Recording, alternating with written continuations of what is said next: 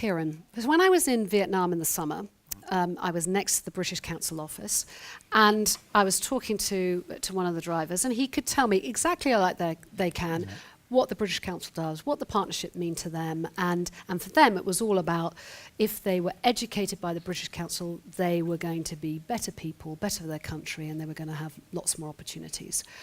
I find that when we ask people in the UK, we don't really understand what you do, and we don't really understand this whole concept of soft politics and why it influences the economy. Why is it good? So in very short, very short, why do we need you? We're effectively a brand agency for the UK. We were set up in the 30s, got our Royal Charter in 1940. If you can imagine London in 1940, there were other things going on. And the idea was that if you wanted to counter fascism, then it was an image problem, it was a dialogue problem, it was an engagement problem. So our job is to use the what we grandly call the cultural resources of the UK to engage with people overseas so that they understand the UK, and bluntly they're more likely to like us and trade with us than shoot at us and bomb us. That is the point. And now what people don't realise, we had a conversation very recently, and one of my trustees said, to a very well-known person in the UK, how big is the British Council? Oh, turnover 2 million. We're a £1 billion organisation with 10,000 people working for the UK in 115 countries, mostly not funded by the taxpayer. 15% is, 85% is not. And the idea is that we connect people and organisations and institutions in the UK with their peers overseas, so that whether you are an individual overseas or an organisation or an institution overseas, you understand the UK, and therefore good things are more likely to happen than bad, which is how we ended up partnering with the whole idea of 1418 Now, to say, well, actually, this is about explaining the UK, and out of that, we will get benefit from the prosperity of the UK, which is a major part of what we do, the security of the UK, which is a major part of what we do, but also the influence of the UK. So, Jenny, what are you doing in India? Because you've got a project together in India. Yeah. What does that look like? Well, it's harnessing, as you say, Ciarán, the extraordinary moment that we have now, where the creative industries in the UK are, I think, probably the envy of the world. I mean, they are, the number of visitors to London. I think, the mayor of London recently said that that the culture is to London as the sun is to Spain. That actually people come to London in order to. Great line, isn't it? It's a good line. Oh, nice. I should have claimed it. But the ability that we have to influence the world through our arts, through our artists, and through artistic collaborations is absolutely huge. So with India.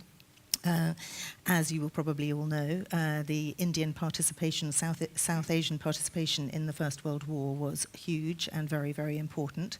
And that happened 100 years ago. 70 years ago was the independence of India, very much started through the end of empire, which was also the sort of the end of the First World War and that whole period after that. And that is a story very well known there. It's not a story so well known here. We've done a project recently here in Brittain Pavilion where we put video mapped images onto Brittain Pavilion. I think 200 people came the first night, 2,000 people came the second night, and then we had to close the roads after that. And we put it online on YouTube, and 500,000 people have seen it. And that story is now known by a bunch of young people who thought they were going to have a good night out in Brighton and have found something that connects them with the First World War, which is what 1418 Now does. What we can do is connect artists here and artists in India and audiences in both places. And so what we're doing is a series of very large-scale, ambitious projects with brilliant British artists working with Indian artists in both countries. It's going to be fantastic. How amazing. Well, we'll talk about some of the other projects you've done in a minute. I'm interested in what you talked about, the kind of use of technology now and the internet. How's that changing the British Council and what you what you do. Can you make that work differently now with different countries? We can. I think the one example is we've been doing a lot of work with Syria as we speak, but getting that message across is quite difficult, and it's all about what happens the day after peace breaks out, hopefully. And we had an art launch in the office down the road here. And, and it was a classic London art launch, 120 people, the white wine was warm and the canapes were cold. But we had 10,000 people doing the Twitter tour live. Okay. So digital technology means that we can do things in a different way. If you look at some of the education work we do, if you take Uruguay as one example, Uruguay has a very severe shortage of English language teachers. One of the assets we have as the UK is everybody wants to connect with the global language. And what we've been able to do is work with another technology firm, Cisco, to address that problem. We can beam teachers into the schools of Uruguay. So your English language teacher in Uruguay is in Buenos Aires, in Argentina, another cultural relations connection, or in Manila. And we can do that kind of thing. And these days, we have a problem here with teaching people in the UK international languages. The same Spanish speaking teachers from Buenos Aires are teaching Spanish in East London. Right. And beaming that in. And we can do things in a completely different way now. And it's all about making sure that the UK is the most connected country on the planet. And then as that progresses and develops, I guess, the whole piece about, as you say, connections, making it work, making it not just country by country, but we can get some integration across different countries will work better as well. We can. I think one of the very big issues for us is how do we connect with the next generation of young people in North Africa or the Middle East or indeed in India, where the automatic connection we presume that their parents or grandparents might not have or might have had won't necessarily exist. So another project we're doing in India is around recording Indian artists around India, and then as a young person you can go on your British Council app and you can mix your own performance, you can mix your own concert. Now nice. it's the use of technology. It's very digitally enabled, which we're good at in this country. It's very culturally enabled and artistically enabled, which we're very good at this country. But it connects those young people with the UK in a way that other nations cannot do. Yeah, thank you. Jenny, so you've been involved in the arts and the number of things that you've now got with 1418. In my mind, arts has been sponsored by brands for years and years and years in quite a boring way, hasn't it? You kind of give a load of dosh, you turn up to some sort of installation or the opening of something, and then it doesn't really live. But it does improve the canapes and the wine. It does improve the canapes and wine. Can we just have the next picture? So you've done some wonderful things and some lovely initiatives in partnerships. Can you just share maybe a couple? And could you cover the poppies? Because I absolutely adore them. I thought they were amazing. Great. I'll talk first about the Dazzle ship, because that's a brilliant brand story, and then I'll talk about the poppies. So the one at the top, if you couldn't guess, Sir Peter Blake, who designed the Sgt. Pepper's Lonely Hearts Club Band album back in the 60s. He's still going strong. He's completely fantastic. We invited him to create a Dazzle ship. The Dazzle ships of the First World War, as I hope some of you now know, were extraordinary painted ships for the Navy and the Merchant Navy. Before radar was invented, they had to find a way of avoiding German torpedoes, and created this thing through artists called Dazzling, and thousands of, I think nearly 2,000 ships were dazzled in the First World War. It went to the States and was called Razzle Dazzle there, and hugely successful as well. I think Picasso claimed it after the First World War, but it's actually invented by a British artist. This was our third Dazzle ship. We are finding ships and dazzling them around the country. We had one in London, 2 now in Liverpool, 1 in Edinburgh. 13.5 million people have seen them. Has anyone seen one in life? Oh, great. Gotta go find So the one at the top that you see there is an extraordinary partnership with Mersey Travel, with the Liverpool Biennial, which is a contemporary, tiny, brilliant contemporary arts organisation, Tate Liverpool, the Liverpool Tourism, and Cunard, the shipping company, brilliant, huge shipping company, and the ship painting and docks companies up in Liverpool. And they all came together, having seen our first Dazzle ship, and said, we want one of them. So they told us about the Mersey ferries. They were requisitioned in the First World War.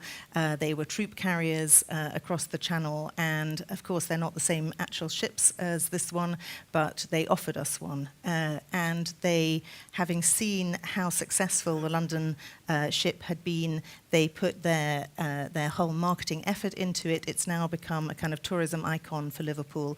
And they've just decided that they want to kind of keep it going as much as they possibly can. It's had hundreds of thousands of people travelling on it.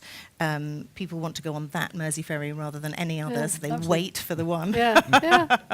But I think one of the things that we found with all our projects, and we work in partnership on every single one of our projects, is that the ones that are the most successful are the ones where everyone gets something out of it. Yeah. Do you find the same, Ciarán? What makes a good partnership for you? I think it's two things. The first is doing something you cannot do on your own. So it's not about the money, it's not trying to access people's money, it's not trying to get one over on them. It's saying, what can we do together which is impossible? So the Premier League partnership that we have, if you're the Premier League and you're selling television rights in North Africa, you do genuinely want to do a bit of CSR as well. So what we've been doing is working with the Premier League to create a programme where the clubs of the Premiership send coaches and players over to Egypt. And for example, they provide coaching skills, i.e. leadership skills, to women in sport from Tunisia, from Egypt, from the Sudan. So for us, it's about developing leadership. It's about the role of women in society. For the Premiership, it's about paying something back to, let's say, Egypt, who are paying for television rights. There's a CSR imperative on them in Egypt, just as there is here in the UK.